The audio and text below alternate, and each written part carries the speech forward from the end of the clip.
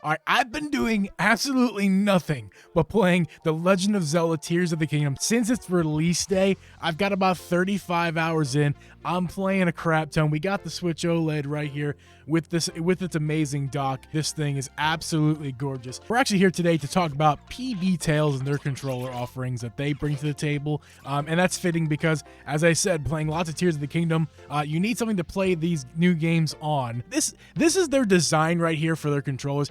It's a little bit different. I actually have the Zelda Pro controller to compare it to today, but it's the standard experience for controllers on the Nintendo Switch. But something like this from PB Tails, this is not exactly something I would call standard. This is something that is very much kind of curated toward a specific audience. This is going to be a controller that's going to be that its main focus is portability. When they told me they had a version 2 coming out and they wanted me to check it out, I said absolutely. I want to see what this thing's all about. I love my toys. You guys saw my Nixie Joy-Con review. I just love my Nintendo Switch and all of its toys. I gotta say, first off the bat, obviously it's catered toward portability, but it's like only catered toward portability. We look at a Pro controller right here, a normal Nintendo Switch Pro controller. We have full-blown analog sticks. You can see right there, you have a full-blown analog stick. So that's going to have full range of motion. It's nice and tall, so it reaches all around the game that you need to do. It also just feels nice. It's very ergonomic and nice. Something the PB Tails, what they kind of lack in, as you can see here, these, I wish I had some Joy-Cons on hand. I do, actually. They're right here. So something PB Tails is trying to mimic here, and in fact, clone, is the Joy-Con experience in a Pro controller, which I don't know how I feel about that yet, because I actually like my Joy-Cons as opposed to a lot of people who don't like Joy-Cons. I actually like using my Joy-Cons in handheld or even in dock sometimes, so it's just kind of nice to slap them in their grip for a moment. I mean, I'm still up in the air as far as how much I like them. I will say that they do feel identical to a Joy-Con. You should know that there are some serious dead zones around these sticks, left and right, up and down. They have issues right around each axis point. It's functional and works just fine. It's more for you guys who are looking for precision gameplay. You're not going to get precision with this guy. It just has those issues. Let's get to the build quality of this guy. The back of it, there's absolutely metal inside because of how cold this thing was when I picked it up. The design of it looks really cool. The rigidness and build quality is top notch and real solid. It's an excellent controller in all of those aspects. It does have USB-C, which is nice to see on a controller in this day and age. Some controllers these days don't put out USB-C, which is disappointing.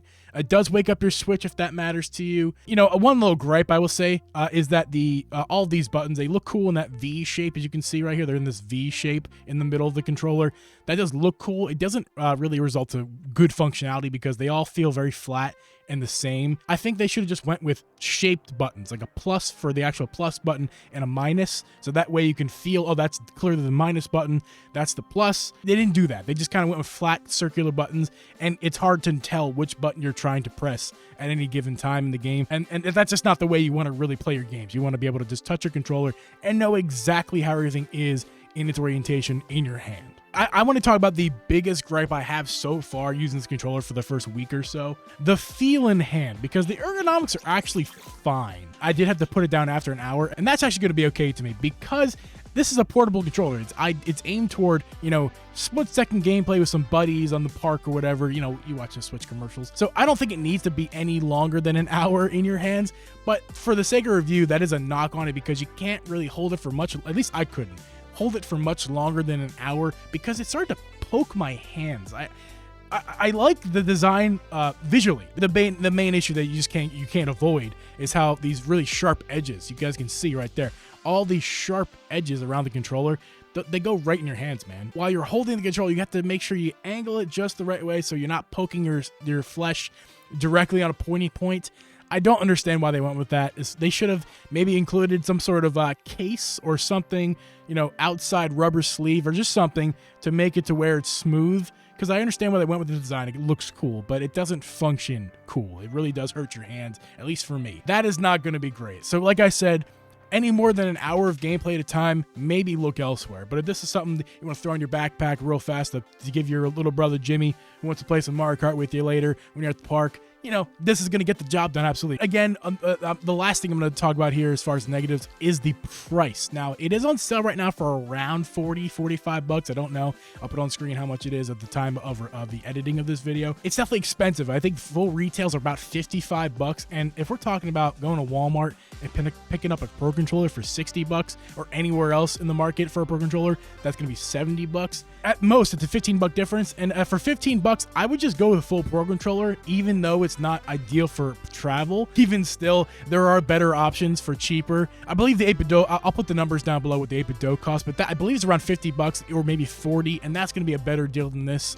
every day of the week. It's definitely more ergonomic. It has real full sticks, not just these little small ones. Slightly a sacrifice in portability because it makes it a little bit taller with the sticks, where this one does have the Joy-Con. It's definitely way more low profile, but even still, 8-bit Do has a cheaper and smaller option that beats this guy out in portability and price. So this is going to be a weird one for me. I'm definitely going to recommend it for if you're somebody who watched this video and said, yeah, that's me, then this is going to be for you, obviously, because there's definitely some nice things about this. But if you're somebody who's like, yeah, I don't mind Joy-Con sticks and I actually like small controllers, yeah, sure, this is going to be the one for you. So yeah, either way, guys, this is a nice controller. I wanted to show it to you guys. Thank you, PB Tails, for letting me check it out for review. Before you leave, check out my Nixie review down below. I did a nice big fat review on the Nixie wireless controller. I've not picked this thing up in a while. If we're talking about biggest controllers for Nintendo Switch and smallest controllers for Nintendo Switch, I think I have both of them right here. But that's pretty cool. Thank you guys so much for watching this video. Please leave a like, make sure you're subscribed, and we'll see you in the next one on Droop Media's website.